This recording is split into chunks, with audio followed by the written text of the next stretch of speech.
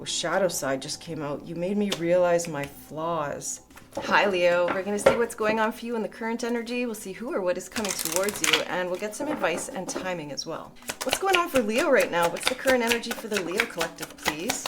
Two of Cups. We got a partnership on the table. Holy cow, with the Palace of Wands. That's kind of like the Four of Wands. This is something steamy, spicy, unconditionally loving, and it's a soulmate union. I'm into it. Wow, it is truly unconditionally loving. Cancer, Pisces, Scorpio with the Queen of Cups underneath the deck. Intuitive, compassionate, nurturing, empathetic. Really, really nice. All right, who or what is coming towards Leo? Who or what is coming in then? The Two of Swords, indecision, needing to make a decision, okay, and avoidance of the truth? What?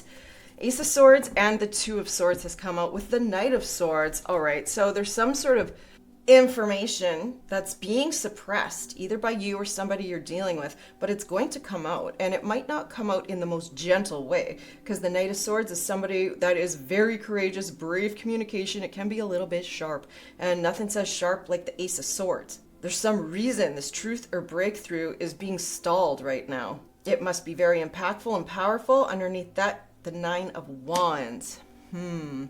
Let's keep clarifying because this is perplexing. Let's see, I just split that at the Ace of Wands.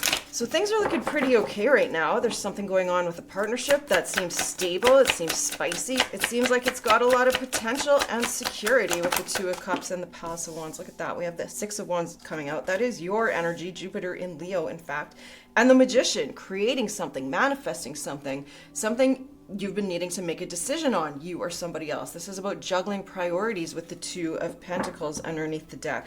But there's a successful recognition that this partnership is like looking really good. It appears this person respects you, admires you. You would feel the same about them. It looks mutual. And with the Magician here, Mercury energy, the activator, somebody who has created and manifested something, this is bringing a sense of satisfaction. Why is there an indecision? Okay, balancing something maybe about the home. We have the Ten of Cups, and the Palace of Wands can certainly be a home. What is the Palace of Wands for Leo? Why is the Palace of Wands here then? Because the Queen of Pentacles, yeah, that is somebody who lives in a stable, grounded, secure, abundant home. There you are. With the Strength underneath the deck, that would indicate this is you, Queen of Coins. Somebody who has the material and financial assets to be perfectly stable. It's typically somebody who's in a committed relationship. They're practical, they're grounded, they're safe and secure in their finances. And with Strength underneath the deck, I get a lot of pride out of this too. So I feel like you've manifested this for yourself. So why is there some concern? I need to see what's under that. Justice, Strength and Justice.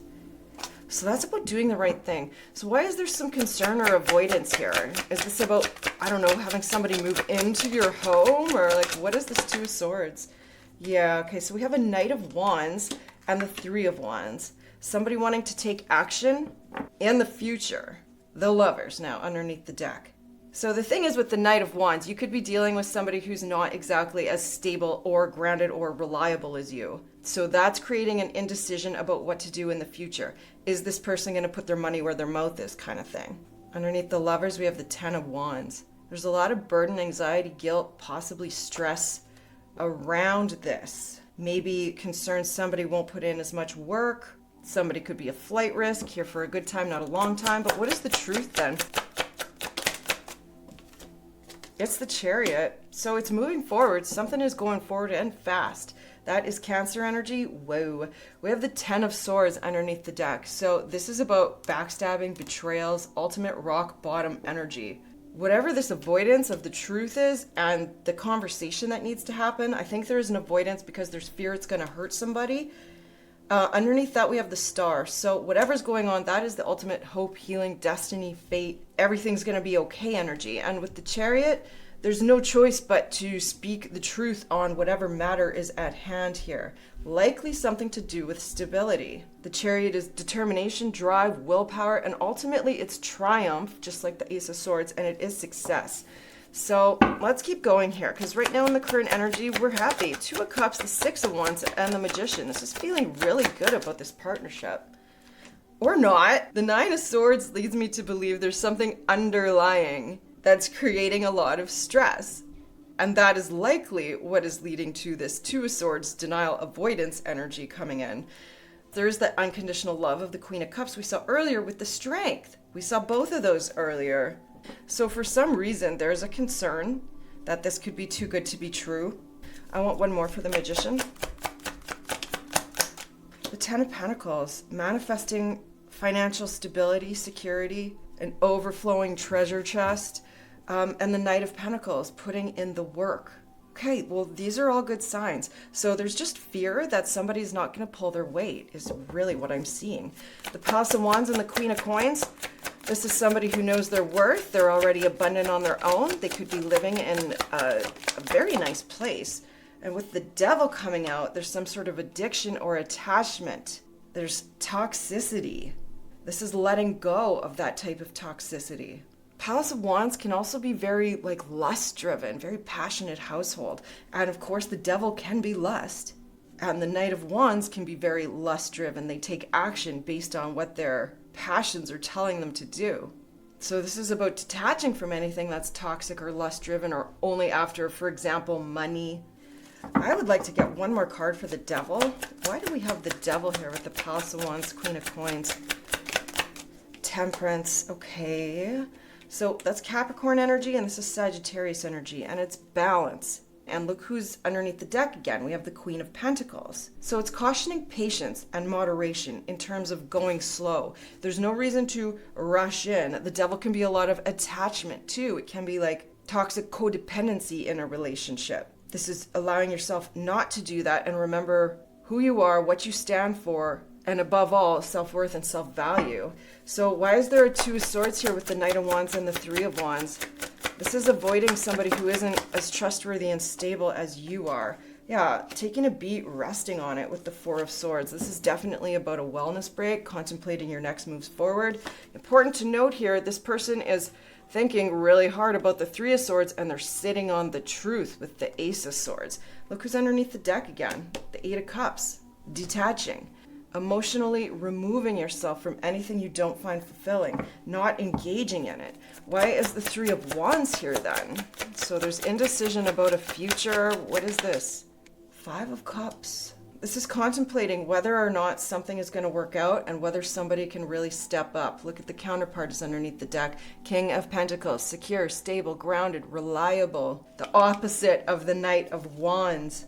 This is truly taking your time to evaluate whether or not this person is up to your level. So the Ace of Swords and the Chariot breakthrough energy, it's the Queen of Wands. Whoa, that's you. Without a doubt, that's you. I also feel the Queen of Pentacles is likely you living in a Palace of Wands house. So now I do see somebody who's hurt, who misses you. There's some sort of disappointment here. And I see them asking for forgiveness with the Five of Cups and the Queen of Wands next to it. Asking for forgiveness so they can move forward. But that is only after a truth has come out that's led to some type of disappointment. Let's get some divinely guided messages of love. What is this all about? What does Leo need to know? All right, somebody does feel guilty. Somebody feels pain from the damage they've caused. Underneath the deck, somebody wants to reveal the truth. Oh, shadow side just came out. You made me realize my flaws. Okay, and dishonesty by lying, I ripped us apart. We'll get one more from this deck. I left when things got hard. Somebody runs. You got a runner in the house. And detachment, I had to let this go so I could clear my mind. We did see a lot of that Eight of Cups. And that's also with this Four of Swords, just like not engaging. Two of Swords, not engaging. What wants to show itself? Reminiscing. Somebody misses inside jokes. Let's get some advice from the Infinity Oracle. Listen to your intuition. Definitely always good advice. There is some counsel and therapy underneath the deck. What else? There's a new perspective at hand. And it has to do with healthy boundaries. Yeah, I felt that with the Devil. Some sort of really attachment, toxic, codependent love. We get a Greenwich Oracle. What does the Greenwich Oracle want to say? The Oak Tree. Power, courage, and strength. Well, strength is the card that beats the Devil, and we saw that a lot. And strength is your major arcana. Underneath the deck, we have altar, gratitude, and releasing burdens. Let's get a timing card for this Ace of Swords. When this breakthrough might come through.